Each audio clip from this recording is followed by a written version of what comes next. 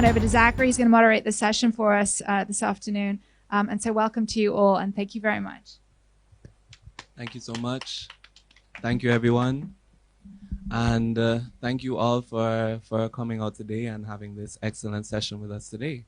So just to start, what are we doing at COP?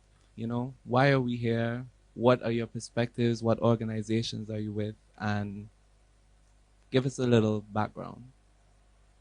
So I'm happy to start off. So all of us here are fellows of the Alliance of Small Island States. Basically, the small island states are very vulnerable to the climate crisis. There are 39 countries that are SIDS, as we put it. And so we all come from either the Pacific, the Caribbean, or the ACE, the Atlantic, Indian Ocean, South China Seas. And we're based in New York supporting our missions, our Seychelles, in my case, Antigua and Barbuda. I'll let the others carry on with their introductions, but we're essentially there to help out our missions in terms of being involved with the UNFCCC and other international environmental laws. And we're joined also today by our two fellowship directors who are legal experts, diplomatic experts who've basically been able to help us out in last year understand what is exactly the UNFCCC, what is exactly international environmental law, and all that's around it. And we're at COP to basically be exposed to the process and help in various thematic areas, AOSIS, get the best deal for small and developing states. Of course, my name is Lisana. I'm from the Commonwealth of Dominica in the Caribbean. And I am here also to assist in addition to what Jeremy said, but to assist my national country with the support and the thematic areas that we are interested in at this COP. Also to assist the AOSIS team and to really shed light on what Dominica has been going through when it comes to loss and damage, you know, to raise awareness on the practicality of these things. So I look forward to this discussion. Hi, everyone. My name is Tiffany van Ravenswaay, and I'm an AOSIS fellow from Suriname.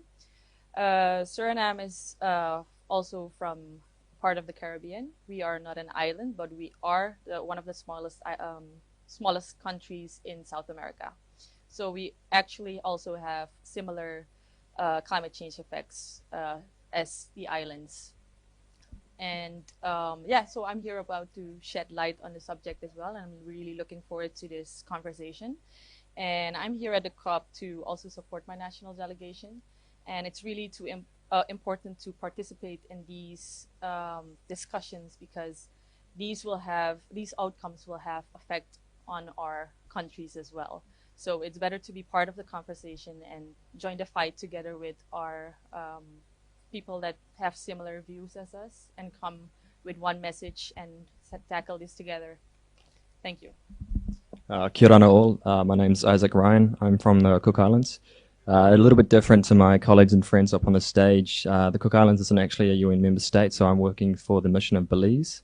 But at the negotiations here with my Cook Island delegation, much like everyone else, participating in the process and building upon the fellowship experiences. My particular area for the negotiations, climate finance, obviously a very delicate and sensitive area and one that we need to explore and make sure that we have concrete action on.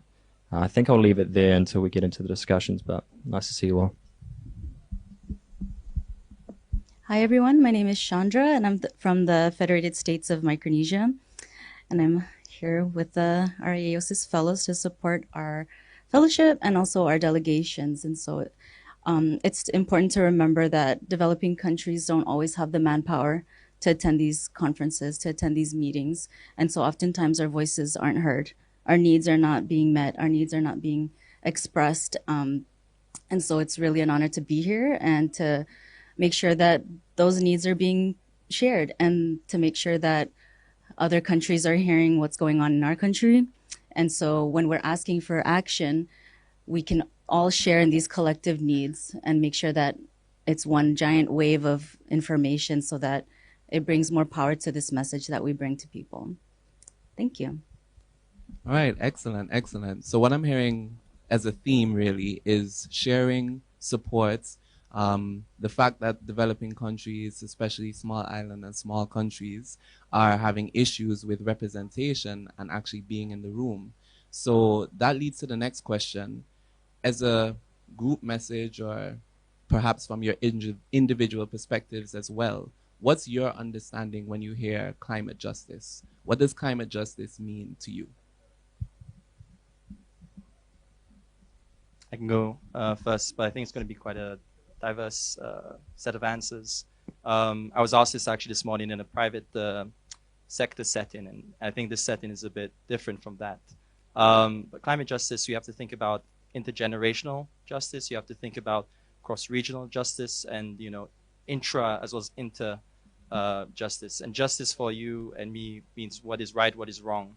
And when you've seen something wrong happen, and we see something wrong keeps happening, we've got to speak up about it, and we've got to find some way of getting to the right side of things.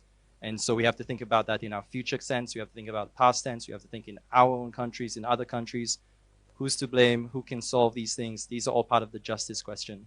And setting things right, whether it's in human rights, whether it's in property, whether it's in other aspects of our lives, it's about setting things right when we talk about justice in a very fundamental way. I'll just echo what Jeremy is saying. It's actually quite funny. I was having a discussion with Chandra on the bus this morning to COP. If I try to frame it in a way that I guess I think about it, living in a small island developing state and being susceptible to the adverse impacts of climate change, we often, within the negotiation settings, look at the developed and developing context, and I think it's important to hold that front and center. We are at the front lines of something that we haven't created of our own volition, but it is something that we have to deal with on a continuous basis.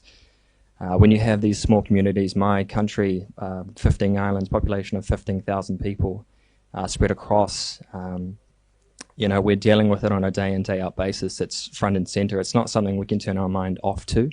And we have to use, budget appropriation within our own national settings, which is diverted from health or education. So I think from a justice perspective, we need to make sure that that is brought into the discussion. We are obviously laying the foundations for the future for us. We are going to be here in, the next 20, 30, 40, 50 years, 2100, which is where the IPCC is kind of leading us towards with their reporting. So we need to make sure that a lot of that messaging is here and being tabled across the media, within the rooms. And I think the youth are doing that. So we just need to amplify that.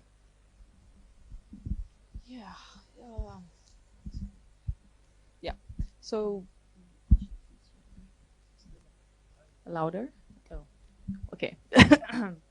So with climate justice, it's also accountability, I guess. Like, we know who is responsible for this, and it's also being accountable for what you're doing. And small islands are contributing so little to the problem of climate change, and yet they're asking us to also give so much into mitigating or, pressuring us to do as much as they're doing. But I'm thinking, which isn't fair. So that's where the climate justice comes in, and that's why we're fighting, as small island states to come together and saying like, no, we need a response fund for all the losses and damages that we're suffering at the moment. And it's not like you're doing us a favor for, for creating this type of fund. It's just a safety net for us in terms of all the bad that is happening at the moment, where we're like really in the front line of these effects. And we're seeing our land becoming smaller and smaller as we're talking about small, long onset events. So you're seeing the problem especially with smaller states. You're seeing it, and you can't do anything about it. So, yeah, that's one of my perspectives. I'll go. I think of climate justice as righting a wrong. You think about justice and acknowledging who's done the wrong and who's being wronged. We all come from developing islands, and these islands are characterized by being small, tiny, remote, and far from resources. And we've managed to live on those islands for a long time, not having, much needed from outside. And now we're dealing with impacts of changes. We see the water coming up closer. We're changing our behavior in our islands, and our behavior hasn't caused this. And so when we think about climate justice, it's really bringing these issues to the table, bringing them to the international realm to say, we didn't do anything, we didn't contribute to this. How are we? We're willing to play the game. We're willing to come in here and be a part of the solution. How do you want to be a part of this solution? How do you want to join hands with us? Because at this point, it's about our survival. We need climate justice. We need to survive. Well, to echo some of the sentiments that were already said here, for us in Dominica, I think that the climate justice is really a serious thing that we need to take into consideration, because when we get hit by extreme weather events such as hurricanes and tropical storms, the impact that we get on the country is severe, and everybody has a right to live without fear. I feel like it's a violation of human rights, and I think that it is definitely unfair to go to bed not knowing what will happen when you wake up the next morning, not knowing if the island will be completely flattened, roofs will be blown away, flooding, landslides, etc. So I think that because we have contributed very little, less than 1%, to this phenomenon called climate change, I think that countries should have the moral responsibility to act accordingly. Thank you. I really appreciate how honest all of those answers were. I definitely share the sentiment myself, coming from an island, that climate justice is about righting a wrong. And I think you guys have articulated very well that small islands haven't really caused the problem, but we are experiencing a lot of the effects. Now, I think to the benefit of our audience and those watching online, it might be useful to get into some of those effects, like some concrete examples. I've noted that we mentioned having to divert funds or being unsure what we're going to wake up to the next morning. But can we get some, I don't know, more, if you guys are willing to share, more aids on what do you mean when we say climate's adverse effects? What are the loss and damage that your countries are facing? Maybe I'll just start by painting the picture from our climate finance landscape. So SEDS have received between 2016 and 2020 about 1.5 billion in our climate finance, which is minute in comparison to our needs and priorities to respond to these effects. If you look at some of the reporting that's come out in a 2022 report between 2019 and 2021, about 630 odd billion was directed into climate finance, but majority of that was towards mitigation, about 90 odd percent. My country contributes less than 1%. It's 0.00014. So, I mean, how do you mitigate when you're looking at that minuscule level, but at the same time you're on the front lines of dealing with adverse impacts?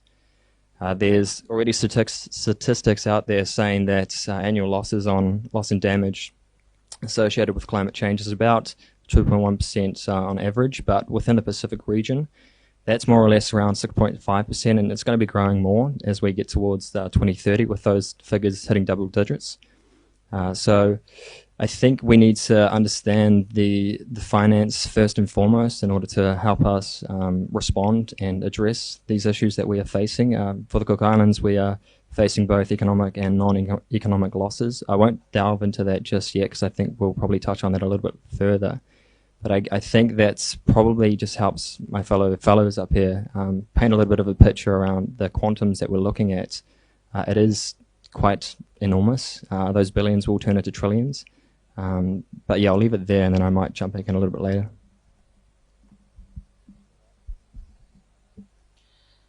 Well, like I mentioned before, Dominica is very vulnerable to extreme weather events. And the impacts that we face, it's severe. With regards to loss and damage on our most recent Hurricane Maria in 2019, we had, it affected 224% of our GDP. That was a total of losses of $930 million and damages $380 million. And I think that this is something that really should be put out there. And to know that we now, as a small island state with very little capacity, little resources, now have to figure out how are we going to cope, how are we going to adapt with this loss and damage following these extreme weather events. And I should also mention that hurricanes and storms also come with a lot of flooding and a lot of mass movement. So it's not only the heavy winds and the heavy rainfall, but you have that of coastal flooding. You have flash flooding, you have riverine flooding, because we're an island of 365 rivers. Can you imagine 365 rivers on a small island flooding all communities that are mainly located along the coast of the island, where we are connected by bridges? And when these bridges get destroyed, we're basically out of communication with each other from end to end. So these are the impacts that we need to take into consideration. Other impacts include, loss of power, utilities, power and water and so forth. Things that we need to live on a daily basis. And now we have to figure out how we're going to find the finances to really deal with that following the events. And when we source these finances, and in the form of loans, etc., then that puts us back decades of economic development. And that's really something that we really need to push for. That's why the Loss and Damage Response Fund is critical for islands like Dominica, because we are extremely vulnerable. So for Suriname, it's more, we don't have hurricane seasons or anything that we're blessed with not getting hurricanes or typhoons. But we do have like tropical storms and slow onset events. So because we're really low lying, so our coast, because of sea level rise, is becoming, people have to move inward, inland. People have to be displaced. Farmers have to move their agricultural land because of saltwater intrusion. And even I can remember, like when I was younger, there was like one flood happening in the interior, and by the interior I mean in the rainforest part of the Amazon as well, where there was a flooding and a couple of people died in one of the villages because they couldn't move fast enough, and a lot of people had to be displaced into the city. And if you think about people being displaced, taken out of their pristine environment and being put into, a city like that, you have loss of culture, of course, loss of land, and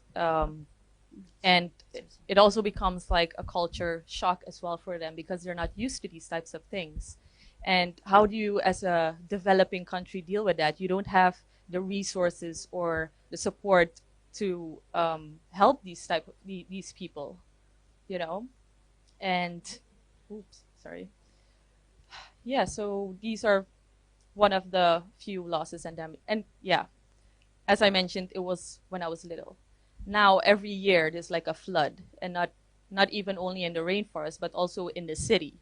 Like you wake up in the morning because of too much rainfall, and your whole house is flooded, and you have nowhere to go. And that's in the city.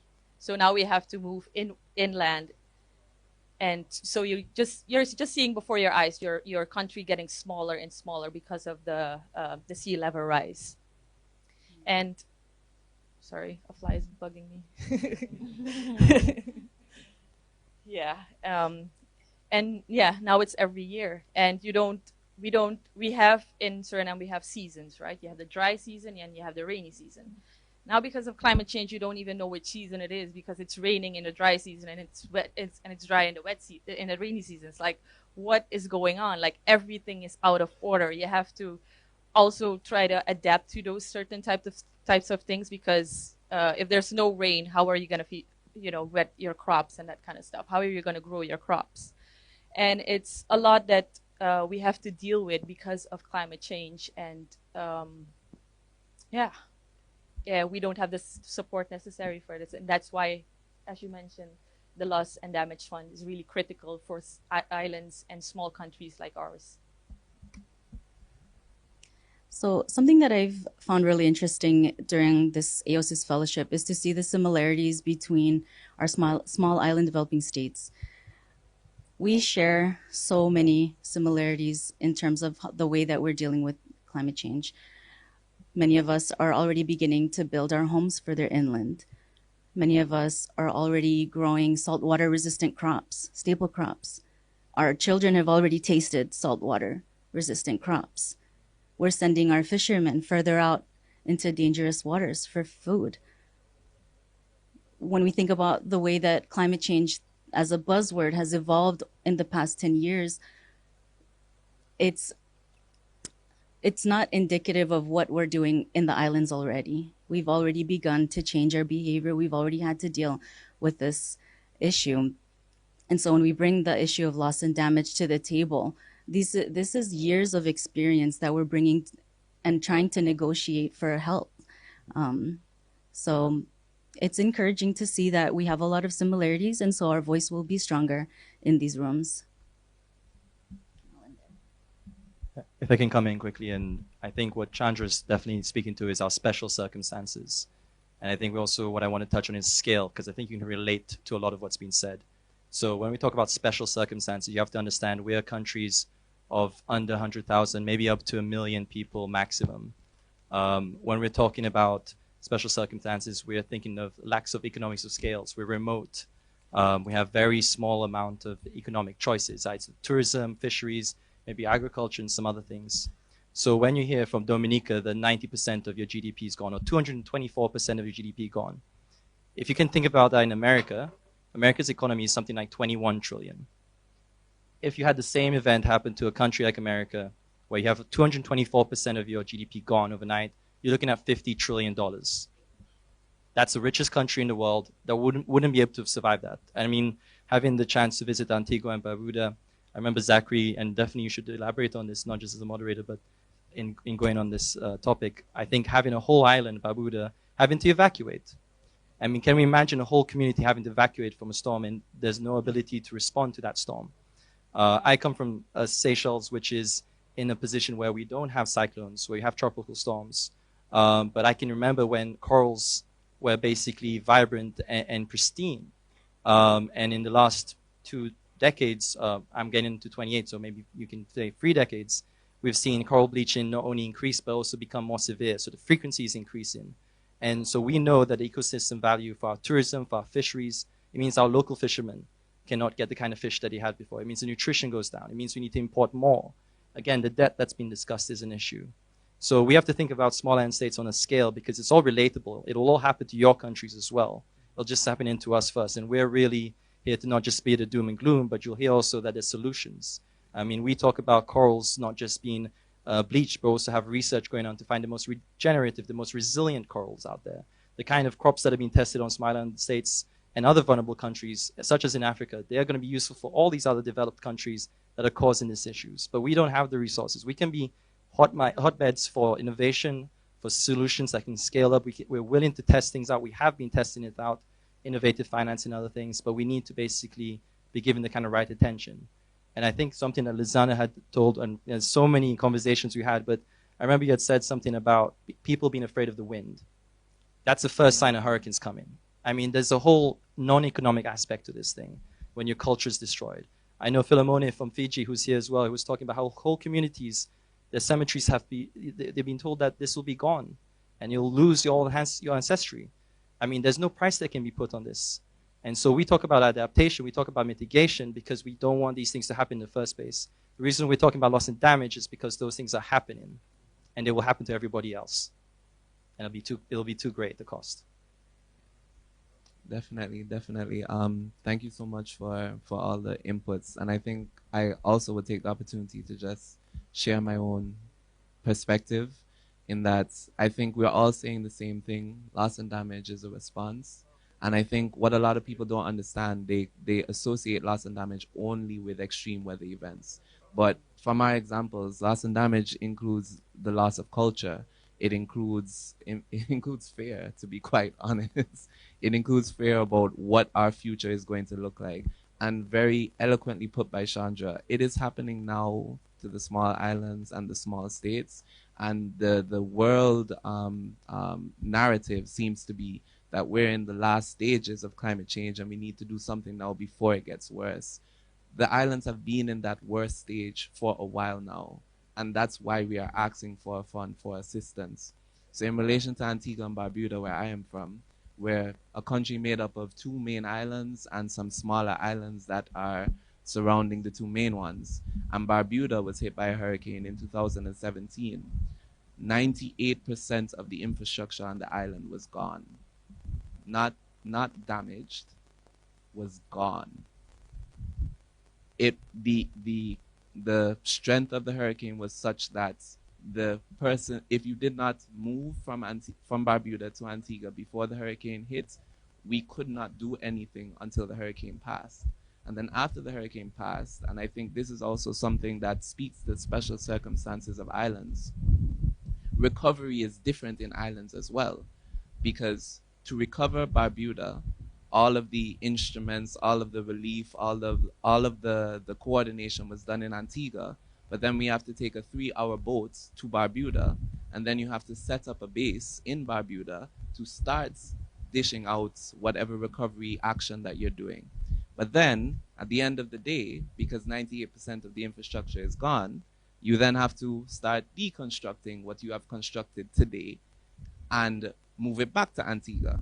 And this process continues for a few weeks before you can actually say that there is something tangible on the island that you can operate out of. And these small details, they don't occur when you are speaking to, big development agencies or bodies that think, oh, well, we've given you this support, so just use the support. There's nuance. There's a reality that exists with our reality that doesn't necessarily get discussed or doesn't get talked about, doesn't get thought about when we're trying to actualize relief. And that is something else that doesn't necessarily get engaged with. And that's what we're trying to tell the world. It's not a us versus them situation. This is going to affect all of us. And we are just, unfortunately, have been guinea pigs for a while now. So we're trying to get assistance to replicate, make our responses better, and export it to the world, because the rest of the world will be dealing with this very soon. So, and forgive me for joining late, but thank you so much for sharing your stories. I thought that was really, really impactful. But you mentioned, I think, Jeremy, you mentioned the opportunities and the new solutions. Does anyone want to share about some new solutions that are available?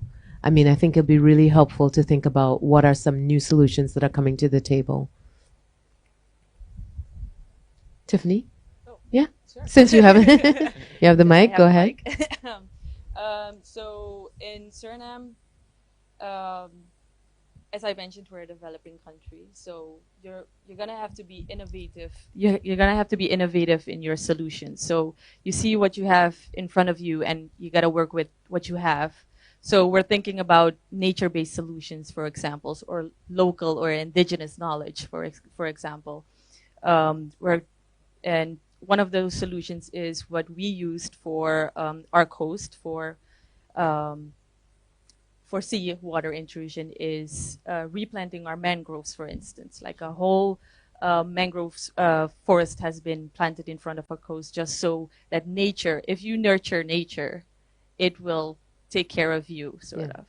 And that's the approach that we're taking in Suriname with regards to our climate impacts. That's just one of the examples. I'll give the others the opportunity to elaborate on theirs. Just on the point of nurturing nature, Antigua and Barbuda as well has gone into research with coral reef nurseries, because as Jeremy mentioned, and as Chandra pointed out, we all are facing the same thing. So coral bleaching is happening in Antigua quite rampantly as well.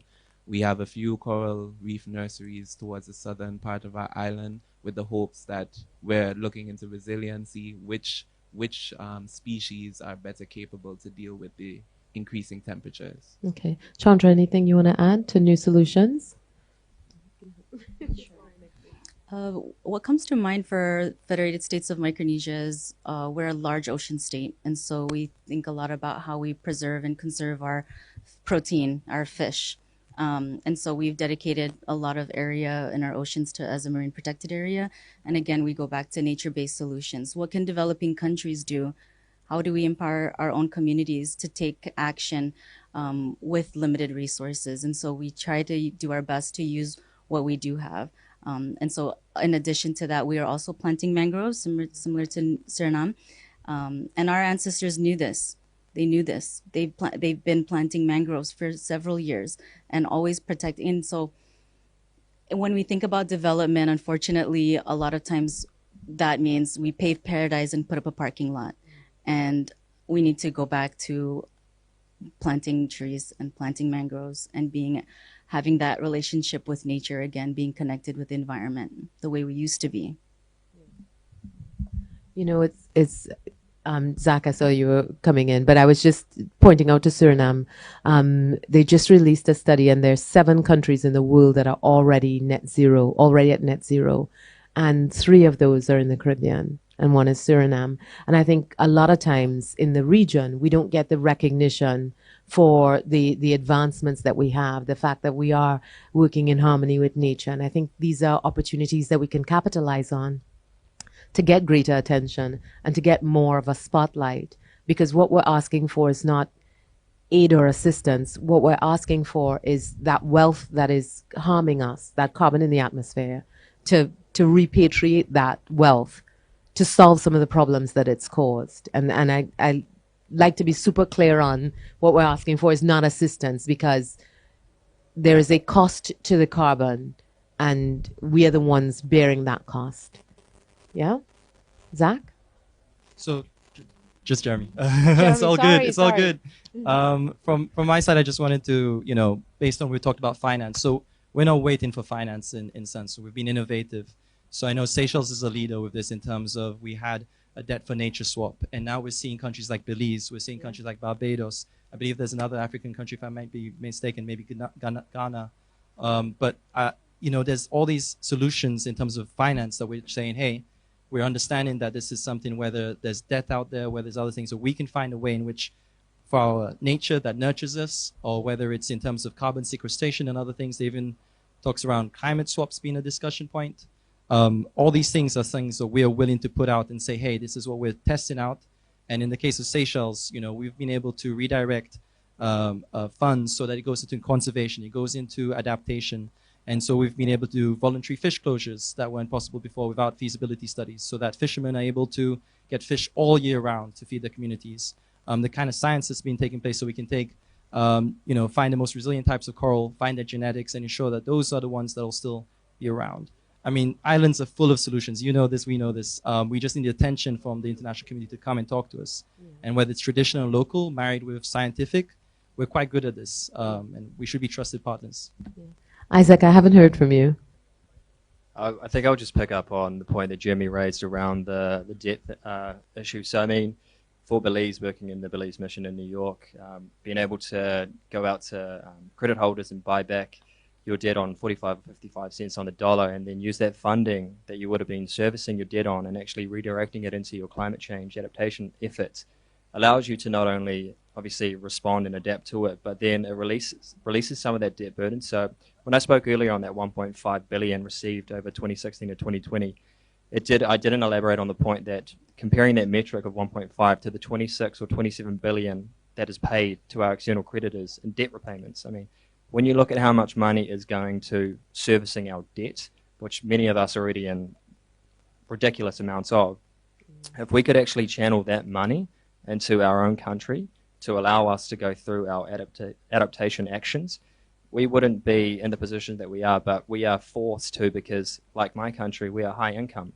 We don't have access to concessionary financing, which is another issue altogether. And I think I'll take an opportunity to elaborate on the MVI, the Multi-Dimensional Vulnerability Index, which is something that we've been arguing for and articulating about, because finance or access to finance shouldn't just be on your GNI. When you're looking at a country of 15,000 people, and the figure is what, 12,000 or 13,000 US, when you have such a small population base and you have a few that are creaming it at the top, it doesn't take into account the situation on the ground, what the reality is. And when you have that kind of information at hand, recognizing our vulnerabilities and just uniqueness as SIDS, I guess that will then help elaborate on the picture that we have been trying to articulate. And I talk about the loss and damage issue here for the last 30 years. So, I mean, we have been pioneering and getting along with business because we don't have another choice or option. But I think, yeah, that's just to complement some of the points that Jeremy was saying as well. Yeah. Okay. Well, the fellows have said it, majority of it, honestly. And I think for us, we share the same, well, Dominica shares the same sentiments as what was said by the fellows, where we honestly need the money to adapt, to cope, and so forth. And that is something that really needs to be taken into consideration. We need to shed light on it. We have to continue saying it at each of these forums and each of the stages, you know, and it is necessary. It is definitely necessary. So I totally agree. I totally support. But of all of the countries represented here, Dominica has some really unique opportunities with geothermal, etc. So coming out of this COP, what would you like to see most of all? What would you want to leave here with, either on behalf of Dominica or on behalf of climate action as a whole? We honestly need the support. We need the support with regards to the different projects that we want to implement. Like you said, we are undergoing different renewable energy projects, such as the geothermal energy, or solar energy, or wind energy, and so forth. But we need the finance to implement these projects. You know, we need to get these finances from somewhere. We have ideas, we have ways in which we could potentially adapt and so forth if we have to, but we need that finance. We need it. Yeah, so we're working really closely with Dominica on trying to monetize some of those geothermal zones, because we see that a lot of times we look at the transition to renewables as a cost center, but it really is an opportunity that will open up different areas of funding for the country to be able to explore adaptation, etc. But we also need to understand what are the mechanisms that we put in place to make sure that we monetize all of the opportunities that we have. So, Zach, yes, I'm going to ask you about, if you were to leave here with one thing, what would be the thing that you'd want to leave COP with?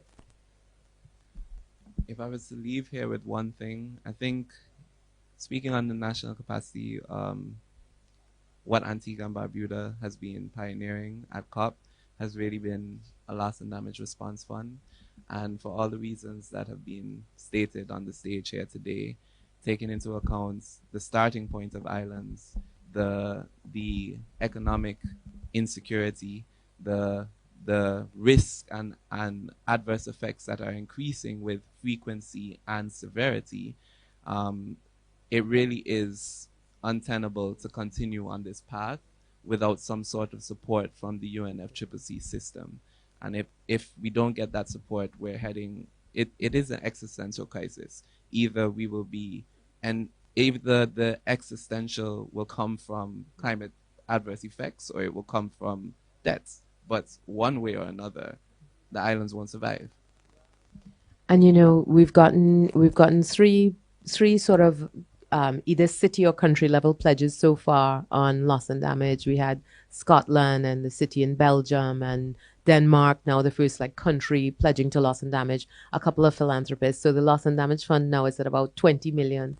And we saw coming out of Hurricane Ian, like $67 billion worth of damage. Is there a point where it's going to be enough? You know, I think that's my concern right now on loss and damage. At this stage, I think that's not a question that we can answer. But the answer to the question really is, sorry. No. The answer to, or at least in my mind, the question should be rephrased as, is it that we should try? And I think the UNFCCC and the Paris Agreement is a worldwide declaration that we as a globe are going to try all that we can to make sure that we survive this climate crisis. So I would say, to flip it around, that the pledges need to keep coming, and they will continue come as long as we have this climate crisis.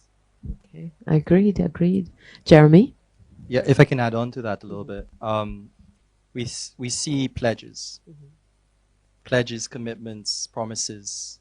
We rephrase things quite a lot in international diplomacy, quite often. We're quite good at it, I think. I think if we go into what has actually happened, and I mean, just to go into context, so Zachary follows the loss and damage. I follow global stock take, so does Tiffany. Lizana does markets and non-markets. Isaac's into finance, as you've heard. And Chandra is in adaptation. So we can definitely talk about this in more detail. But if you look at what has been pledged in 100 billion, the OECD, basically the developed world's way of understanding the metrics, say that they've given 83 billion towards climate finance, towards that 100 billion goal. But Oxfam will tell you, there's no actually way of understanding that. It's 22, maybe 26 billion. But the world will tell you we need something. Well, studies will show that we need something like 2 trillion, about 1-2% of the world's economic, to actually do the kind of things needed. So these figures are tiny. Yeah. When we're talking about loss and damage, if it's enough, the issue is we're paying for it already. Yeah. And we're going to go back to this issue of climate justice and what is funds. So the UNFCCC, the Paris Agreement, the tactics being used by those who are polluting are not willing to pay. They're willing to let our taxpayers pay, our communities pay, our future generations pay. So the question for me is not, is that enough, but is that too much on us? It already is. The question is, when are those who are basically, when are they going to pay their debt? When are they going to actually understand the externalities on us? I think that's something I want to add on to what we need. Maybe we can get 6 different things from this COP. But from my side, I think it's also adding on that there's environmentally harmful subsidies. Every year, $500 billion goes to fossil fuels. This is in a time when fossil fuels have had, industry has had huge profit. That profit shouldn't be existing when you actually think about the costs that it has on our communities. Yeah. Those should be repatriated, as we say. Well, what can we do differently? Because I think that, well, one, I want to hear what you want to leave COP with. But two, like, we keep having the same conversations and we're making incremental progress, and progress is progress. But what can we do differently to get the attention of the people who are making the decisions that will allow us to be in a different situation than we are in now? That's happening as we speak. Okay. So it's at play. So we can't always speak to everything happening. This is a closed process. But let me put it this way. There are countries that are gaining and continuing to stay in the way they are, and it's against their interest for things to change. We have to understand that fundamentally. Every time we have a COP and there's no pressure, every time there's no tension on these things, we have less chances of taking this on. So you see governments in Europe facing this, once in a lifetime cost of living crisis, the energy crisis, the geopolitics. We need people, taxpayers in those countries, to realize, hey, that money is actually hurting other people in other countries. They're becoming refugees to our countries.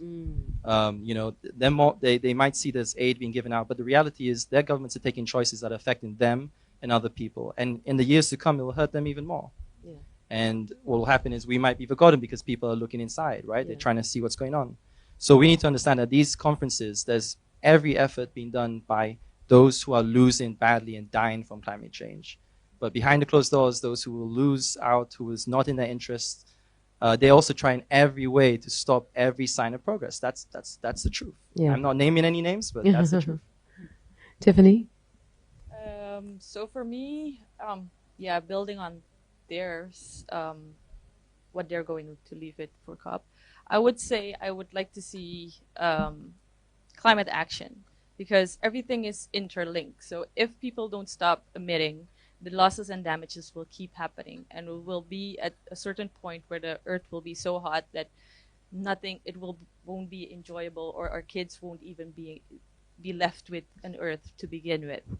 So I would like to see the big emitters, they're making their pledge come true, as in stop emitting, peak now. They're not even peaking yet. Yeah. If we're talking about, we're fighting for 1.5, and they're not even able to reach 1.5. Even with 1.5, 70% of our coral reefs won't even exist. You know, a lot of our small islands won't even exist at 1.5, and we're beyond 1.5 at the moment, but we're still fighting for it. There's still a chance, and this is this COP. We're trying to get that 1.5, and that's the least that where we want. So yeah, at this COP, I really want to see to stop the big emitters to stop emitting, to bend the curve. The sun. I thought okay. Well, of course, like I discussed earlier with you guys, the loss and damage that we have experienced from, extreme weather events are very detrimental and so forth. We need to have that response fund. We need a response fund because when you have a country that has been flattened, flattened, biodiversity lost, even the birds, out of their normal habitats. You have unique species in your backyard, which is not normal because we are 65% rainforest, so we have a lot of biodiversity in the interior of the island and so forth.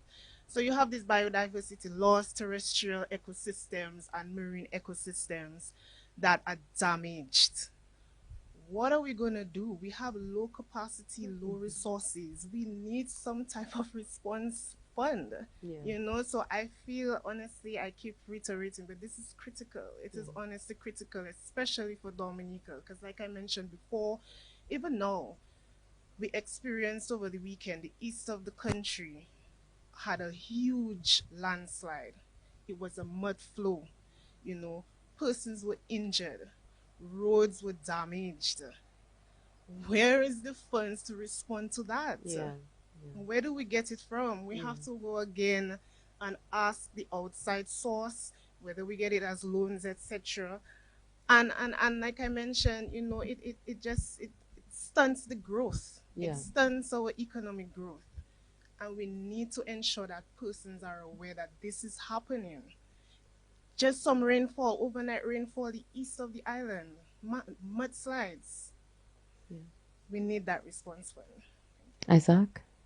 Just elaborating on that point, I mean, we have these annual events annually, and they happen, and then it takes us multiple years to recover. And while we're still recovering, we get hit again, and then we're recovering again. I just wanted to tag that a little bit on there. But I think for me, mitigation ambition. So IPCC has come out saying 3.3 by 2100. The NDC synthesis report is saying around 2.7. And I mean, if we are aiming for that as a globe, many of our countries here won't exist. In the Pacific, we've already got Tuvalu and Kiribati susceptible to sea level rise. They're already moving communities. So I mean, if we are holding the line around that 2.7, some of us won't even be at the negotiation table anymore. And I mean, that links back to the climate justice that we started the whole discussion around. And I think within the Pacific, we're storytellers. We love to sing, we love to dance, we love to narrate.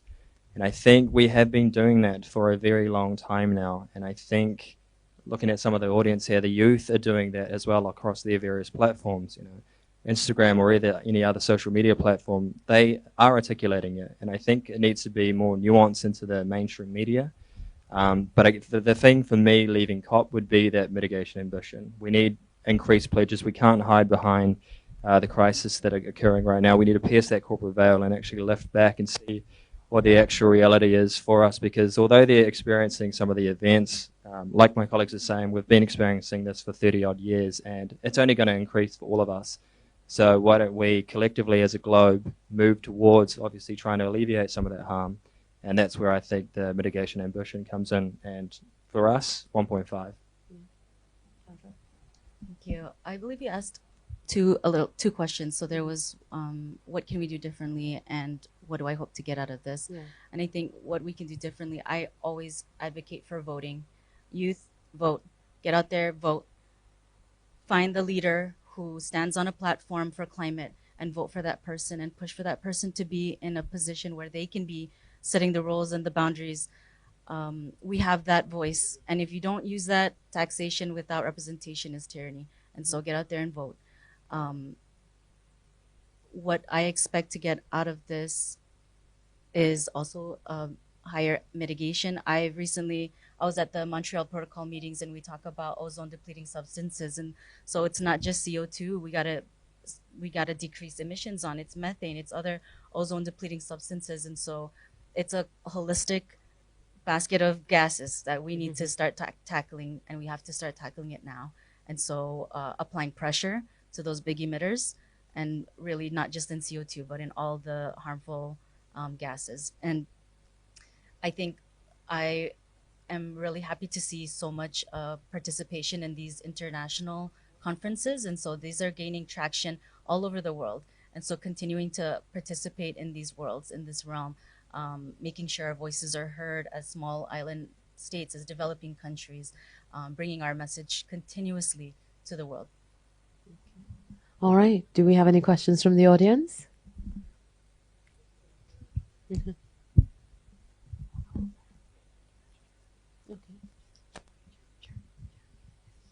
My question is pretty straightforward. From everyone, what is the most effective way we can reach the goals you outlined? And how can young people collectively support that? And what is a specific mechanism to do so?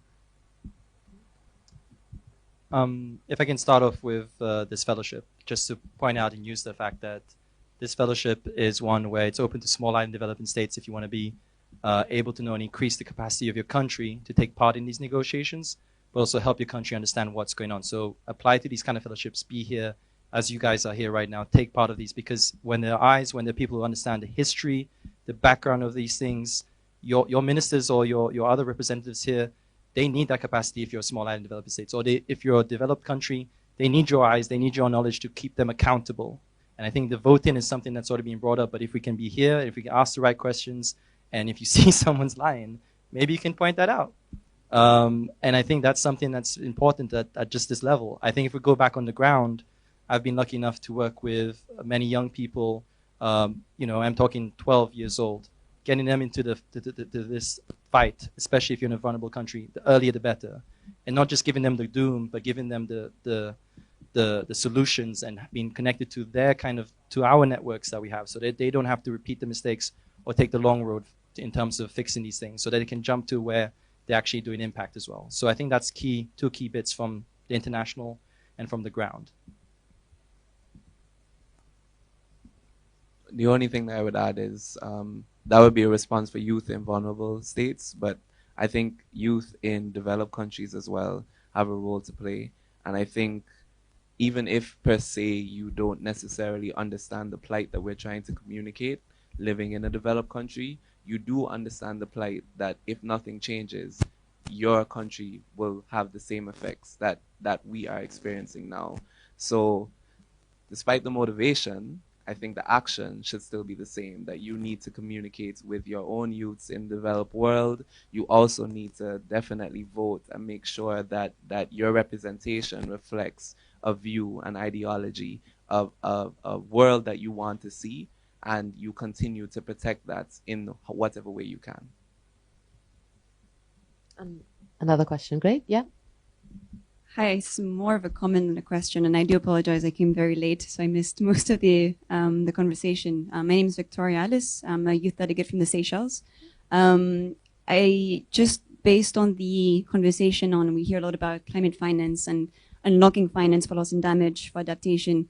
I think another key thing to take into account is access to finance is key, but then once we have access to that finance, how do we manage it? Do we have the internal resources to actually manage that, those funds? And I think coming from SIDS, where I think most of us have limited human capacity and internal resources. So I think that's also a key question to bear in mind is, do we have what it takes to then, on the long term, implement and track and monitor? So yeah, that was just more of a comment. Mm-hmm. Any other questions?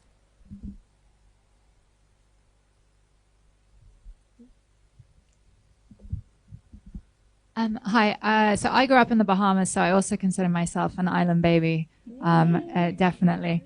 And Isaac, actually, I wanted to pick up on something that you were saying about music, art, culture.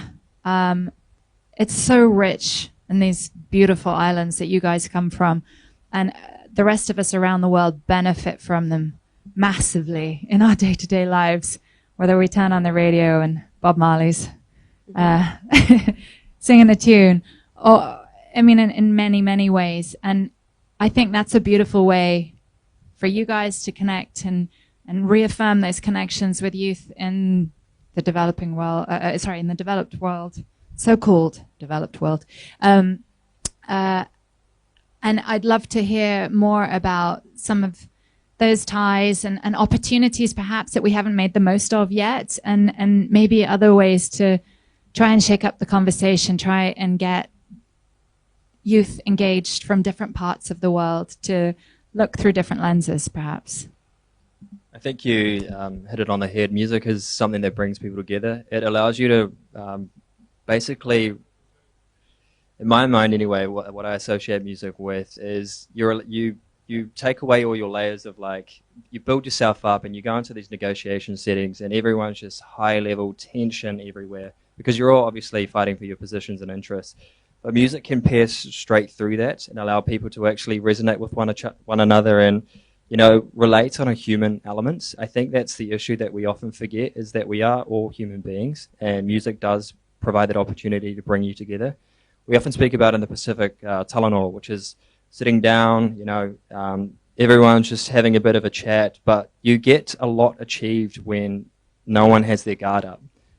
Basically, you can just go through and tick off a lot of stuff that ordinarily might have taken you a couple of hours, and in 10 minutes, you're like seeing each other as a person rather than this is that country, this is that country. And I think, like you were saying, music is the platform that allows us to pierce through that. And I would say youth are we're pretty good at having a good time. We are also very serious as well. But we have that balance between moving between both of those worlds and using one platform that can serve our purpose, and then also at the same time coming across with a strong message there as well. So I think youth are already doing that. They're engaging, they're using their social media, like I said, but you see them in, like, I think there was the Conference of the Youth event a couple of nights ago, and it allows people just to come together and pretty much we're just be family. We're all dealing with the same stuff, like I mentioned, but yeah, I feel like I'm repeating, so I'm just going to leave it there. I'm going to give it to my colleague from Micronesia because she's from the Pacific as well. Thank you, Isaac. That was so nice of you. I believe that art will heal us. I believe that art will bring us together. And when you think about the education system, what is the first program to be cut when there's no funds? It's art. Why? Why do we cut art when that's the thing that connects us? When we thinking about the ways our ancestors would have done this, we would have used the resources we had. We would have taken stock of what we have, what we don't have, and what we do have, we use for the messaging. And like Isaac said, the youth today are just so connected. They're tech inherent, I hear is the term. And so when you're grown, when you're raised in that, you just know how to use a remote control, which is awesome.